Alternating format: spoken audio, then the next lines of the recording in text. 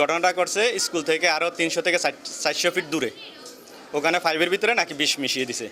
চট্টগ্রামের সীতাকুণ্ড উপজেলার জঙ্গল সলিমপুর আলীনগর পুলিশ ফাঁড়ির পানি সরবরাহ লাইনে বিষাক্ত রাসায়নিক মেশানোর অভিযোগে 54 জনের বিরুদ্ধে মামলা দায়ের করেছে পুলিশ।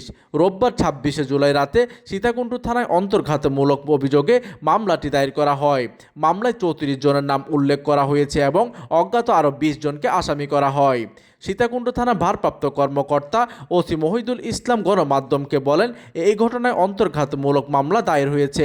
মামলায় সুনির্দিষ্ট 34 জন এবং অজ্ঞাত 20 জনকে আসামি করা হয়েছে। পুলিশ ইতিমধ্যে তদন্ত শুরু করেছে। এই সময় তিনি আরও বলেন, এই ঘটনায় মামলায় জঙ্গল সলিমপুরের সন্ত্রাসী দল ইয়াসিন বাহিনীর প্রধান ইয়াসিনকেও আসামি করা হয়।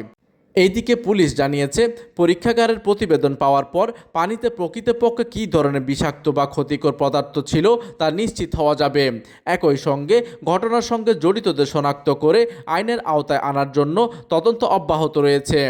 জঙ্গল সলিমপুর এলাকায় দীর্ঘদিন ধরে ভূমিদস্যু ও সন্ত্রাসী কর্মকাণ্ড দমনে আইনশৃঙ্খলা বাহিনীর অভিযান চলছে। এর আগেও ওই এলাকায় র্যাবের ক্যাম্পে হামলা, গুলিবর্ষণ, সরকারি স্থাপনায় ভাঙচুরের ঘটনা ঘটেছে। এছাড়াও ক্যাম্প স্থাপনের কয়েকদিনের মধ্যেই পানি ও বিদ্যুতের সংযোগ বিচ্ছিন্ন করা হয়েছিল। সাম্প্রতিক ঘটনার পর এলাকায় নিরাপত্তা ও নজরদারি আরও জোরদার করা হয়েছে বলে জানিয়েছে পুলিশ।